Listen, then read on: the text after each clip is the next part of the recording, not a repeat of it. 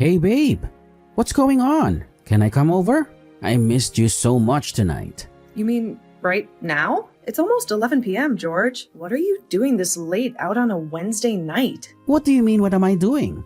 Don't you want to see your future husband? We were just out with the guys, having a good time. You know how it gets, right? Just a few beers to unwind after a long day at the office. We just finished up this epic game of pool, and I was thinking about heading home until I remembered something. That depends. Have you been drinking? Because if you have even a drop of alcohol in your system, you can forget about coming over. Drinking? Of course not. Why would you even think that? Come on, babe. Don't be like that.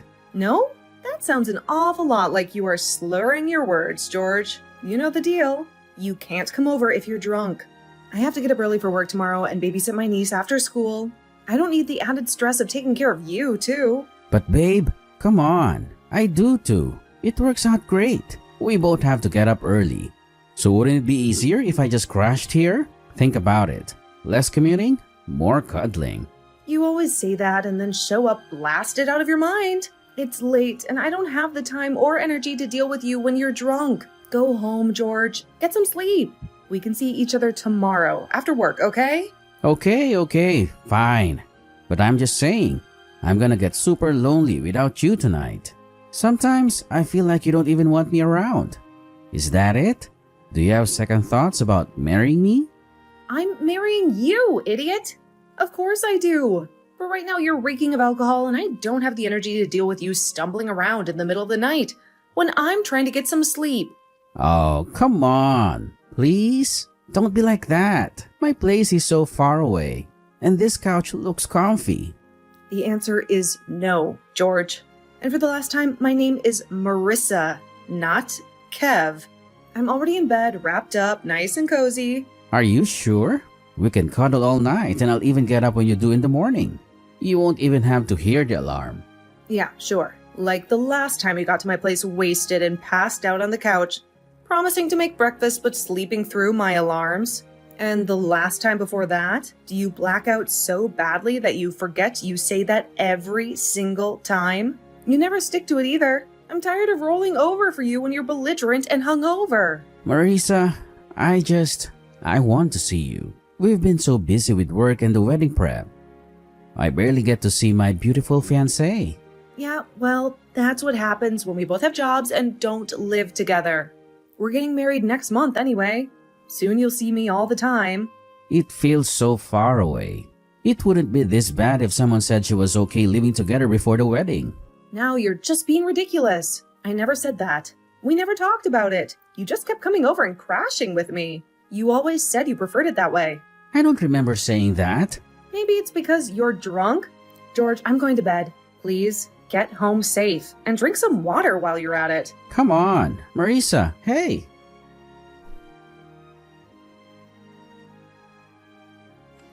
Hey babe, I'm so sorry about last night. I woke up with a pounding headache and a vague sense of dread. The last thing I remember is the guys buying round after round. And then, nothing. Did I do anything stupid again? I appreciate your apology. You do that a lot though. It's starting to worry me. Is this just who you are, George? The guy who shows up at my door drunk in the middle of the week, then forgets everything the next day? No, I swear. I don't get drunk that often. Last night was just a special occasion, you know. The guys wanted to celebrate my, almost last days of freedom. They threw me a whole secondary bachelor party right there at the bar. They wouldn't let me pay for a single drink. Wouldn't you know it? The best part? I somehow managed to stumble home at 1 a.m. and still drag myself into work on time. See? Totally responsible. 1, you reek of stale beer. And 2, you were texting me at 11 p.m. practically begging to crash here. Just need a place to rest my weary head, you said. Funny how that changes when the morning light hits. Right. The texts. Okay, so maybe I did have a few more drinks than I planned. But hey, that reminds me. You don't have any plans on Friday, right? Let's go out for a real celebratory dinner. Just the two of us. My treat, of course, to make up for last night. I wish you'd asked me for that yesterday, George. I just made plans. What do you mean you have plans? With who? Why would you be spending time with someone else the night before our wedding? sorry that I want to hang out with my mom. She actually called and asked me to come get lunch with her, and shocker, your mom too. They're planning some kind of girls' day out. Whoa, what? Why would you want to do that? Sounds like torture. I don't know, maybe it's because I would like to have a good relationship with my mother-in-law someday, especially since we're about to become a family. Is that so crazy? Ouch, you're moody today. Look, if you don't want to go out with me on Friday, that's fine. But you don't need to snap at me. Maybe it's because someone cut me up last night with their drunken antics and is now trying to control who I spend my time with. You can come if you want, George. I never said you couldn't. Gross. No, I don't want to spend any more time with your mom or mine than I have to. They can have their little bonding session without me. Geez, George, that's your mom. Listen, I'll just text you when we're done. We can go out after, okay? But frankly, after last night, I might need some serious convincing. Alright, sounds good. But seriously, lighten up a little. It's just lunch. Besides, what could possibly go wrong?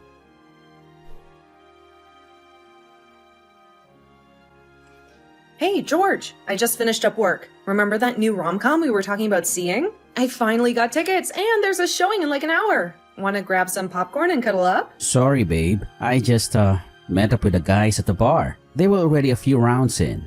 And you know how it is. Once they get started... Again? It seems like every time I suggest doing something together lately, you're mysteriously glued to a bar stool. What's that supposed to mean? Don't you trust me to have a drink with the guys every now and then? It's not like I'm out here getting wasted every night. Well, it certainly feels like it, George. You've just been out drinking with them a lot lately. You're supposed to be moving in with me in 2 weeks and marrying me in 4. But you haven't shown me any signs that you're preparing for either of those things. Is everything okay? Are you having second thoughts? Second thoughts? What? No way, babe. I wouldn't miss marrying you for the world. Besides, isn't that what I just did? I called the caterer yesterday to finalize the menu. Hold on a second. Your mom called the caterer yesterday. You know, the woman who lives 3 states away and hasn't even met my dog yet? Well, it's the same thing if you think about it. We talk about the menu together, and she just offered to handle it. You know your mom can be a little overbearing sometimes. Overbearing? George, we talked about wanting the wedding to be a collaboration, something that reflects both of us. And I'm packing, for the record. I've been slowly collecting boxes and decluttering for weeks. Yeah, well, of course you are. You're way more organized than me, that's for sure. But don't worry, I'm excited about that too. The wedding's so soon. We'll be living together like a real husband and wife in no time. Honeymoon in the Bahamas, just the 2 of us. Can't wait. Exactly. I hope you've started to pack your stuff, George. Moving will take some time, especially if you plan on bringing everything you own. My place isn't quite as spacious as yours. Wait, what? Your place? I thought we were moving into my apartment. It's bigger, closer to work. We talked about this months ago, George. My house is already set up and it's close to my mom's house. You know, she's gone into chemotherapy treatments, right? Oh yeah, of course. Look, I'm so sorry. I completely forgot. You're such a good daughter to be there for her during this difficult time. Thanks, babe. I appreciate it. It's a scary time for her, and I want to be there for her as much as I can. Besides, wouldn't it be easier to just stay at my place for now? Less moving hassle, you know? Sure, of course. Whatever works for you. She's gonna be a part of my family soon too. The least I can do is help you take care of her. Thanks, babe. I appreciate it. Listen, the movie tickets are going to waste if we don't hurry. How about we reschedule for another night, and you can come over and help me pack for the move? Of course. Oh, the guys are ordering another round. I promise I'll start packing this weekend. My Fridays are always too busy for work. They drag on forever. These reports just pile up. You know how it is, honey. Yeah, about that. We should talk about how much you've been drinking lately, George. It seems like every Friday night turns into a marathon at the bar with the guys. Isn't there anything else you'd rather be doing, especially with the wedding just a month away? What do you mean? The guys are just trying to have a good time before before we tie the knot, you know? Celebrate my last hooray as a single man and all that. Well, tied down? Glad to know that's how you see it, George. Is this just a prison sentence for you? Because if you're having doubts, we can talk about them. No, that's not what I meant at all. You're the woman of my dreams. The future Mrs. Whatever. The point is, I'm excited to get married.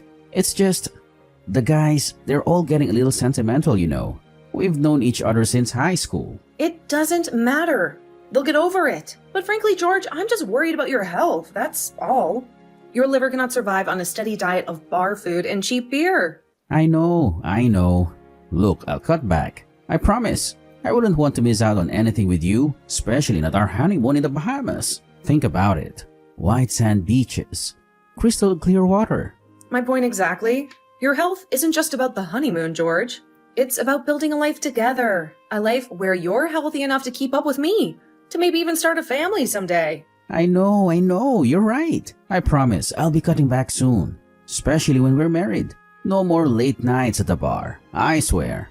Tomorrow, I'll send you pics of my packing boxes to prove I'm getting ready. How's that for a start?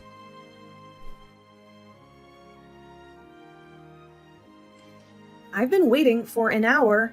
You said the truck would be here by noon and the movers by 2. Do you know when you'll be able to get here, or should I just start loading the boxes myself? Right. Yeah, so listen, there's a bit of a situation. I can't make it. The truck rental place had some kind of computer glitch.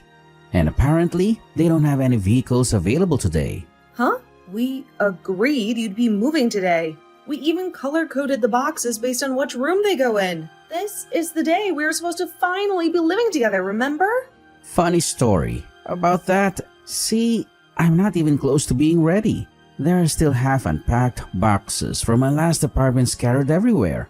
And most of my clothes are still hanging in the closet. Funny, you had weeks to get ready, George. Weeks where you promised you'd be packing and decluttering. It's not like this all just magically appeared overnight. Hey, weeks where I had to work a full-time job and deal with all the wedding prep stuff, you know. Wedding favors, seating charts. The caterer keeps changing the menu on me. It's been stressful. Okay, now you're definitely joking, right? I've been doing everything for this wedding. From the venue to the flowers, the decorations, even the freaking cake tasting. I've been handling it all. All you've been doing, apparently, is drinking with your friends every night. Well, look. My friends keep inviting me out to celebrate the bachelor life before it's over.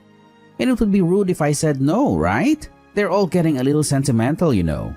But what about your soon-to-be wife, huh? Seems like you've been a lot more available for sentimental goodbyes with your buddies than for getting ready to start a new life with me. What's that supposed to mean? Of course I care about you. You're the whole reason for the wedding, aren't you? It means I feel like you care more about your friends than about me and about our future together. This move was supposed to be a symbol of our commitment, a new chapter.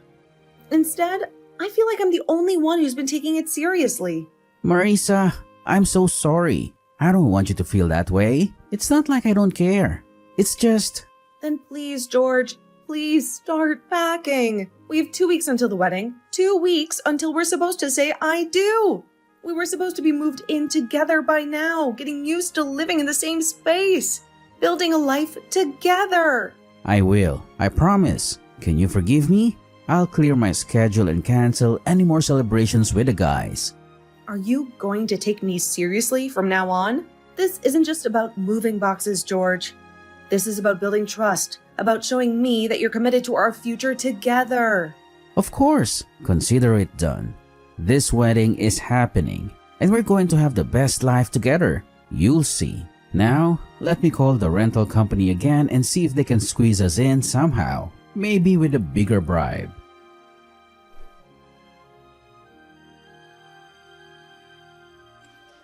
And, where are you? What's up, Buttercup? Really, Buttercup? After tonight, the only thing sweet about me is the frosting clinging to this ruined dress. Yeah, it's our wedding night. And you're all gray and stormy. What gives? Everyone's having a good time. I'm so glad you think that I'm not. I'm going home, George, so I don't have to look at you bumbling idiots anymore, huh? This wedding was supposed to be a celebration of our love, a promise for our future together. Instead, it's turned into some drunken frat party fueled by your friend's bad behavior. You can't do that. Do you know how embarrassed I'll be if my bride walks out on me? Oh, surely not as embarrassed as I am now that your friends went and pushed me into the cake like some kind of cruel prank. Do you have any idea how much we paid for that 3-tier masterpiece? Not to mention the hours I spent picking out the perfect design, all ruined because your friends couldn't hold their liquor. Oh, that. You're not still mad about that, are you? They were just having fun, trying to lighten the mood. Do you have any idea how much we paid for that cake? Not only that, your friends are wasted and ruined. The dress I paid thousands for with buttercream frosting smeared all over it in front of everyone. You need to loosen up, babe? It's a party, you say? It's a wedding. Our wedding. A sacred ceremony that marks the beginning of our life together. Not an excuse for your friends to get blackout drunk and disrespect your wife. Yeah, our wedding, where my friends can drink as much as they want and celebrate with a happy couple. That's not the purpose of a wedding, George. Maybe if you weren't so wasted yourself, you'd understand that I am humiliated. And honestly, I think our friends and family are too. You clearly didn't see how dead silent the venue went when they shoved me into the cake. Everyone was shocked. Oh, is that why your friends started to leave? You made everyone get out because you were a little dirty. Great. I guess I can thank you for ruining the wedding. I had to stand there and watch my bride make a scene and vanish on me. I certainly hope you're not going to be like this for the rest of our marriage. I won't, since we're basically history now. What does that mean? It means I ripped our marriage certificate in two. After that incredible display of disrespect, the broken promises, the blatant disregard for my feelings, I can't be married to you anymore. This piece of paper doesn't hold a candle to the vows we just took. Vows you seem to have forgotten the moment the ceremony ended. But I didn't even do anything. They were just messing around, trying to have some fun.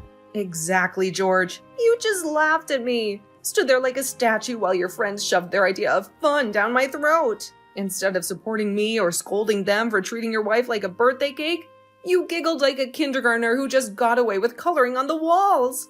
And that's not even taking into account every other promise you've broken over the last few months. Remember when you swore you'd cut back on the drinking? Apparently, that promise went the way of your supposed commitment to packing and moving in with me. Whoa, where's this all coming from? We were having a good time. It was our wedding night.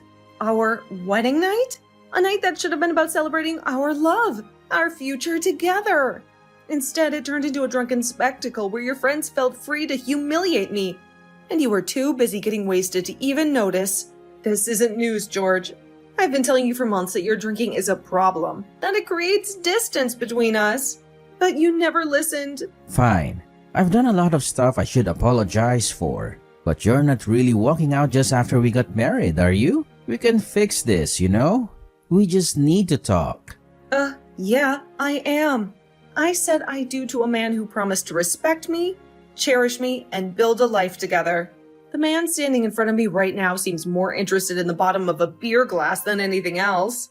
I got humiliated on my wedding day, George, and my husband couldn't even stand up for me. What kind of marriage is that supposed to be? It sounds like you're just being self-conscious. Everyone makes mistakes while they're drunk. It was just a prank. A little out of hand maybe. But nothing to throw away our entire future over. Yes, but no one goes as far as embarrassing their bride in front of everyone we know. What is wrong with you? This wasn't some harmless prank, George. It was a deliberate act of disrespect, a sign that maybe you don't take our commitment as seriously as I do. We'd had a little too much to drink. It wasn't that big of a deal. Oh my God, this again? You are killing your liver, George. All you do is drink. You blame everything, every little thing on drinking. As if it somehow absolves you from making those mistakes. Being drunk does not excuse you from being accountable for your actions. I know that more than anyone. I used to drink a lot in college. I made a lot of mistakes that I had to learn how to take responsibility for. Now, I know that it's possible to not cross those boundaries when you drink, especially not at a wedding, one of the most critical events in our life together. I get it. You hate people who drink. But is this really the answer? Can't we just talk about it? No, George. I hate people who use drinking as an excuse for crossing boundaries. Like you, apparently. This isn't about a few beers gone bad. This is about a pattern of behavior, a pattern you refuse to acknowledge. So I'm done trying to fix what's broken. Hey, no. Calm down there. We can fix this. Relationships take work. You know that. We just need to communicate. To figure out where things went wrong. We actually cannot fix this, George. Not this time. The trust is gone, shattered like the overpriced wedding cake your friends shoved me into. I've already started packing up your stuff. Maybe you can use some of those empty beer boxes lying around. What? That's crazy. You can't do that when we just move in together. Besides, I already ended my lease at my old apartment. I have nowhere to go now. Marisa, you can't leave me on the curb like yesterday's trash. I can, and I will. Maybe one of those drinking buddies of yours will let you crash with them. You spend more time with them than you do with me anyway. You can tell them all about how their prank and your reaction to it was the straw that broke the camel's back. You're being so petty right now. This is embarrassing for the both of us. Think about what everyone will say. We just got married and now we're breaking up? What a scandal. Hey, now you know how I feel. $1,000 cake wasted. Smeared all over $1,000 dress. And let's not forget the humiliation of being the laughingstock of the entire reception hall. Suddenly you care about being embarrassed? Okay. I get it. I didn't think about how expensive everything was in the heat of the moment. It was stupid of them to do that. And I should have stopped them. Uh-huh. And here I thought you were the life of the party. The one everyone was looking to for a good time. Suddenly you weren't in control? I apologize on their behalf. Happy? What? Is that all you have to say? Happy? Like this is some trivial disagreement we can just sweep under the rug? No, I do mean it. I'm so sorry about it. I appreciate that you care about my health and are worried about all the drinking, even if I don't agree with you completely. I'm sorry. I thought you were being petty before, but you're right. This is a big deal. I know I am. Unfortunately, it feels like you still don't understand what's going on here, George. You're just parroting back to me everything I've said and hoping it'll make things magically better. I'm sorry, but apologies don't erase actions. Until the end. If you really were sorry, you would have taken responsibility for your behavior from the start. You would have stopped your friends. And you wouldn't be more concerned about saving face than you are about how I feel. I'm really sorry. That's what I'm trying to tell you. I just think we'll both be really embarrassed if we break up right after we spent thousands of dollars on our wedding. Especially after all that money went to waste on the cake in your dress. Please use your thinking cap for another second. George, I can't go back to someone who let that happen to me. Nor can I be with someone who thinks that a social standing means more than treating their wife with respect. You're not the only one who's mad about the way the wedding went. There has to be something I can do to make you forgive me. I can apologize 1,000,000 times if you want. Apologies mean nothing if you're not understanding what you did wrong. I presented all of my issues to you before, and you've always written them off. Now you're only apologizing because I'm threatening to leave. Shameful. The only thing you can do at this point is pay for the damages to the venue, thanks to the cake incident and all of the leftover wedding fees. Wait, I can't do that. Well, it's not exactly you. I got off the phone with your parents earlier, and they want to cover everything with the compensation fee for me is an apology for the complete humiliation I experienced at the hands of you and your friends. You'll be paying them back. Whoa. I can't do that. I shouldn't have to pay my own parents for something that they already said they would cover. This isn't my problem. They offered and I accepted. If you really don't want to do it, maybe you should have considered my repeated concerns about your drinking habits. I can't believe you decided this without me. I shouldn't have to shell out my hard-earned cash because you can't take a little joke. Maybe they should be paying for you to take some anger management lessons. God, I'm gonna be out so much. I won't be able to hit the bar for months. Interesting that you suddenly care when it comes to alcohol. Whatever, George. Nothing that you can say at this point would sway me. I never had anger management, but you don't really mean that. You're just a sad, pathetic excuse for a person who only thinks about himself and his vices. Wow. So that's what you really think of me, huh? I can't believe I married you. I can't believe I married you, but here we are. Sometimes we make mistakes when we think we're in love. Maybe this will be a good lesson for you. George, spend more time thinking and less time drinking. I wish you luck with paying your parents back and finding a place to stay. Neither of those are my problem anymore.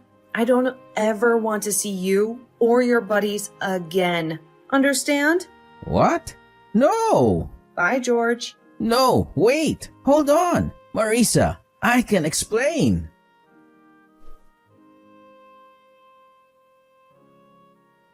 Sadly, this wasn't the last time I heard from my now ex-husband. George attempted to contact me often, to the point that I had to block his phone number and all of his social media accounts. He then started to call me from his office phone, so I called the police and had them take him in for attempted stalking. I guess it did the trick, since he no longer shows up wasted and hammering at my front door. Every now and then I see posts about him on social media from our mutual friends.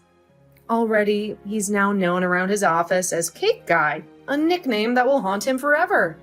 It kept him from dating too, since everyone who knows him knows his story and is sure to tell potential girlfriends about what he did or didn't do. His parents certainly came through and took care of every fee that had been left unpaid. They even sent me an extra check as payment for the financial loss on the cake, the dress, and my sanity.